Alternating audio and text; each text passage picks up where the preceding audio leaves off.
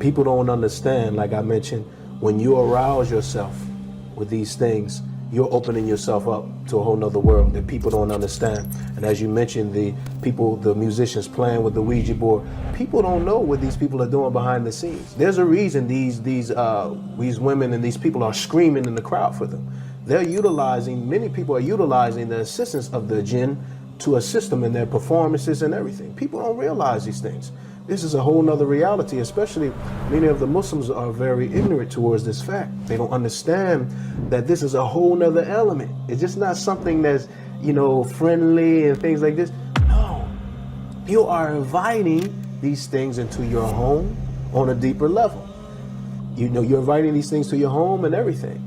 So when you're talking about the jinn and these things like this, I'll give an example from a personal experience. Eddie, I can tell you that when I was a non-Muslim, as I mentioned to you, I used to play various instruments. I can tell you that it literally felt like I was under possession. I would do things that I was not able to do. I would play things that I was not able to play normally, that I wasn't able to play twice. And musicians may say, oh, this is the musician effect. Okay. The word genius comes from the word jinn. So, me and a brother in Egypt, I remember we were having this conversation. He's a brother that knew Jimi Hendrix. He knew a lot of people. He's an old school musician. And he said, me and him were playing around talking about the word genius and stuff like this. He said, when we think about the word genius, we used to think about that person has that jinn. He got that jinn. Reflect on this.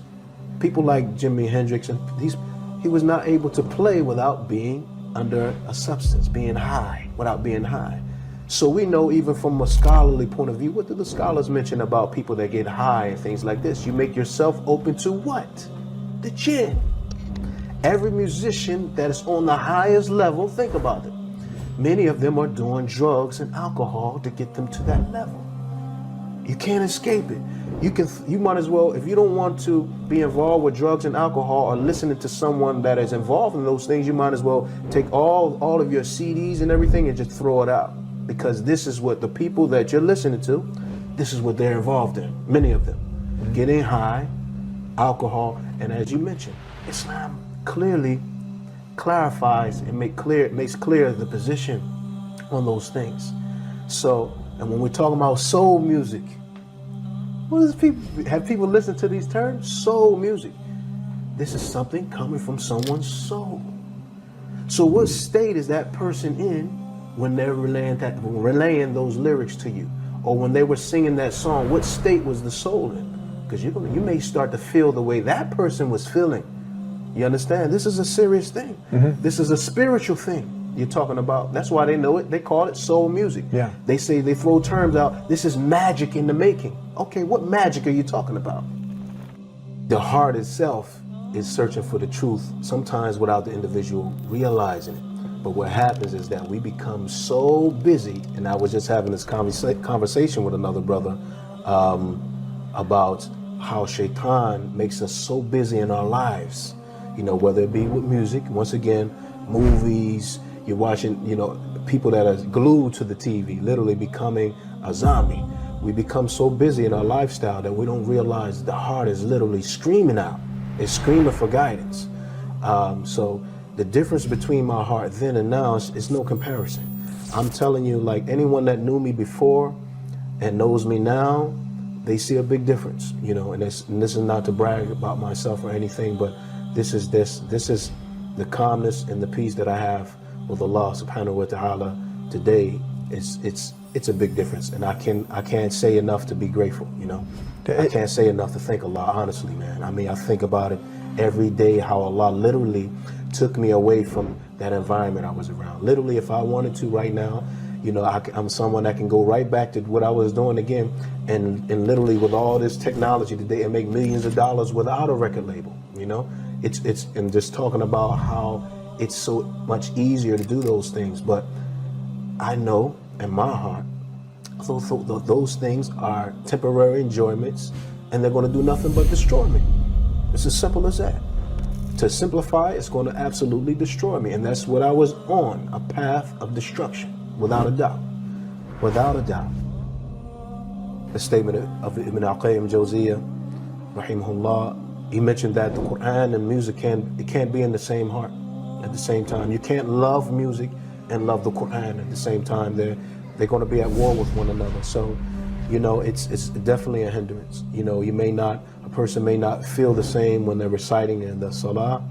It's a big difference.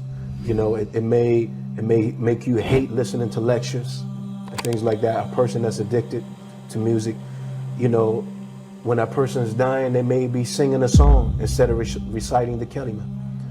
It's very dangerous, very dangerous. So why take a chance? Why take a chance on something? And it's something where, you know, I know that it's definitely a trial, without a doubt. It's more addictive than probably drinking alcohol, or it's more addictive than trying to get away from smoking cigarettes and things like that. It's more addictive than that. I believe it. So it's a step-by-step process. No one's going to probably get rid of it all all at once, but take the steps necessary. Show Allah that that you're at least taking the steps. Allah is most forgiving, most merciful. So and most importantly, I would say with that is to ask Allah to assist us when we have those addictions. Just ask Allah, ask your Creator to assist you. Ask Allah for guidance. Even if we're a non-Muslim, for example, the best thing we can do is ask the Creator of the heavens and earth. Even if you don't believe that the Creator exists, say, "Oh God, guide me to that way which you are pleased with. Guide me to your way." Without a doubt, Allah is going to guide you to Islam. The Creator is going to guide you to Islam. If that person sincerely asks the Creator of the heavens and earth to guide them, He will guide them. So likewise, if a person sincerely asks Allah to guide them away from music, they will, without a doubt, Allah will assist them. Allah will show them a better way. In this society, being a virgin is frowned upon. Why? It's because of what the people are listening to, what they're being conditioned with. They are being dumbed down. So, I mean, they're turning into zombies. So when you have these type of songs, they're still calling the youth to the disobedience of Allah, where the children, the youth are starting to be very disrespectful to the parents, and the parents don't understand why. Have you examined what they're allowed to listen to? What do you allow them to listen to? So, and I'll just a quick question. And everyone has the question this. If you listen to music, if a person listens to music, ask them how many verses of the Quran have they memorized? Is the Quran difficult for them to memorize? If so, then you know why. I met people in Egypt, Brother Eddie, and there was a brother listening to music. He was addicted to it. I saw he was addicted to it, and I asked him how many verses of the Quran had he memorized, how many surahs he had memorized. Keep in mind that you have many people that have memorized the Quran in Egypt. This brother had memorized 4 surahs his whole life.